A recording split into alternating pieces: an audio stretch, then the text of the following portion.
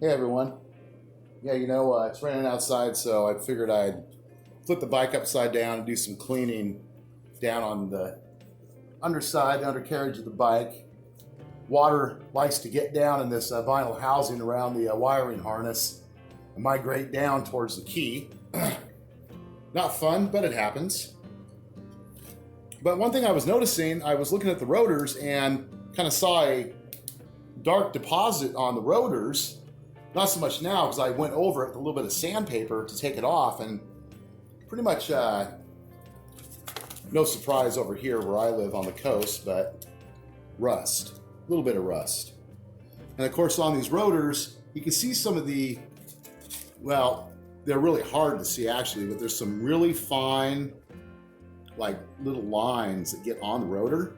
And of course that comes from the brake pads as they bite into the actual metal on the brake rotor. Now what I do, and I've been doing this for multiple years with other bikes, motorcycles I've had, even old rusty car rotors, and they've been sitting, is I just use some sandpaper. In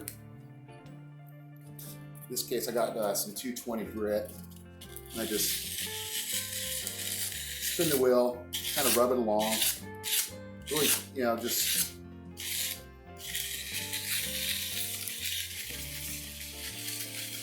like that.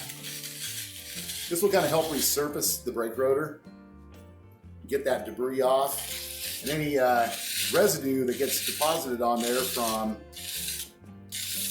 the brake pads. You can do the same to your brake pads. A lot of times you can actually take your brake pads out and just clean them with the sandpaper and not have to replace them. It's kind of nice because that'll help you save some money. And if I could find my needle nose pliers, which I thought that I had, but I think one of my sneaky adopted daughters borrowed them for a prolonged period. Yeah, just put the sandpaper in between both sides. Make sure your skin isn't coming in contact with the rotor. This will also help with any noise you're getting when you're applying your brakes too. And please be really careful you don't go spinning the rotor really hard and have it nail against your finger. That thing is like a razor when you do that. Not really, no real residue or anything on there. And once you're done with that, take a clean shop towel. Just wipe it off. Same with the inside, just wipe it off. Yeah.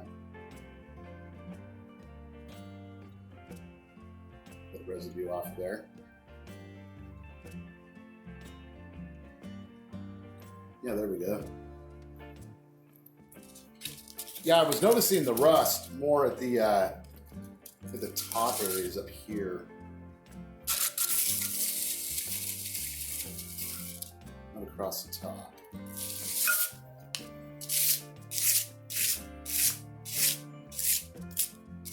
Yeah, it's kind of a little simple, kind of what I do with my rotors. This is common knowledge. It's been around for a very, very, very long time, so it's nothing new, but kind of something else you can watch out for if you live in rainy areas or you ride, get debris, dirt build up on your rotors.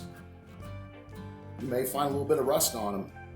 So anyways, yeah, if you like any of these videos, please like, subscribe.